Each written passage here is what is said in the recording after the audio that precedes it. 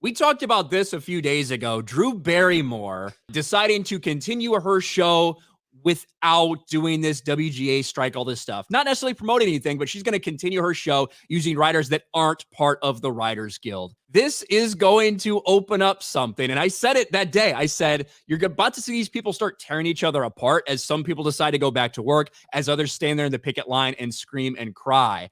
And after that, Drew Barrymore has actually been pulled from different things. She had appearances canceled, hosting things canceled because of the backlash. Well, it looks like Bill Maher is the next to take that step. Now, a week ago, Bill Maher had some comments that people got very upset about when he said Hollywood writers don't deserve a living wage. Not necessarily that if you're working, you don't, but if you're doing something that no one cares about that's not successful, you don't deserve to just have a job. Hollywood's a make or break business. A week after he makes this announcement, HBO's Real Time with Bill Maher to return to air without writers. And Bill Maher put out this long post trying to do, hey, I care about everything, but at the same time, we have to think about this. Real Time's coming back. Unfortunately, sans writers or writing. It's been 5 months, and it's time to bring people back to work. The writers have important issues that I sympathize with and hope they're addressed to their satisfaction, but they're not the only people with issues, problems, and concerns. Despite some assistance from me, much of the staff is struggling. We all hoped this would come to an end after Labor Day, but that day's come and gone, and there still seems to be nothing happening. I love my writers. I'm one of them, but I'm not prepared to lose an entire year and see so many below-the-line people suffer so much. I'll honor the spirit of the strike by not doing a monologue, desk piece, new rules, or editorial, the written pieces I'm so proud of. And I'll say up front,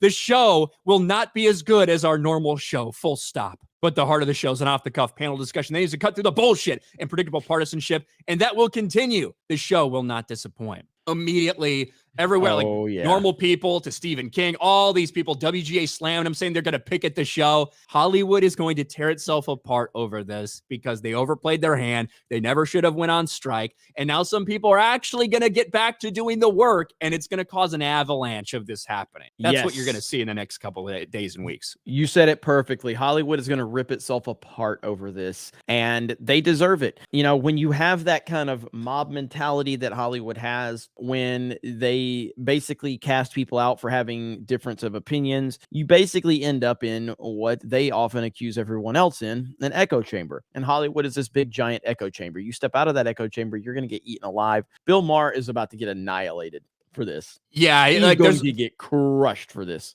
What did Elon Musk say? Over it. What did Elon Musk say? He just said put some of it on X. That's all I said. Maybe worth posting some material on this platform. The reach is enormous. And then he posted a picture of Amber Heard. This is why people are really going to hammer it. It's because of what he said a week ago. He was talking with Jim Gaffigan on a podcast, and he talked about the writers, and this is what he said, quote, they're asking for a lot of things that are like kooky. What I find objectionable about the philosophy of the strike is it seems to be they've really morphed a long way from 2007 strike, where they kind of believe you're owed a living as a writer, and you're not. This is show business. This is a make or miss league. And regardless of what you feel about Bill Maher, I 100% agree with that aspect. I think that these writers, they just want to get paid regardless of what they're producing is shit or not. You know what I mean? They just want to, they want to be able to earn a living, even if what they're producing isn't worth that living. Yeah. And that's a big problem right now. It's a house of cards, what Hollywood is. And once it's going to start crumbling. And as social media becomes more relevant, as independent content creators become more relevant, like, again, I know it's crazy to think that independent film and independent individuals can destroy Hollywood, but it's really not as crazy as you think. Like right now, who's more relevant in your opinion, Ryan? Tim Pool or CNN?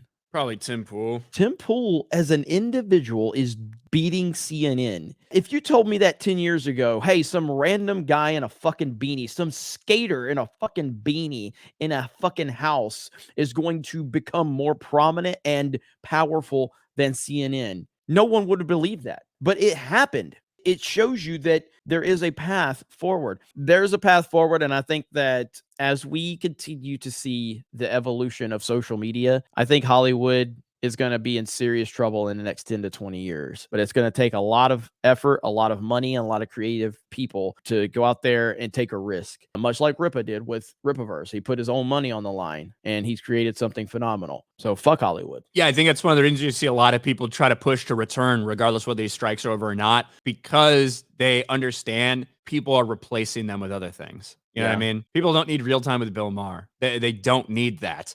And if it's absent for a while, they get out of their habit and they're never going to come back. They're going to keep watching that podcast that they're watching, that YouTube channel, whatever.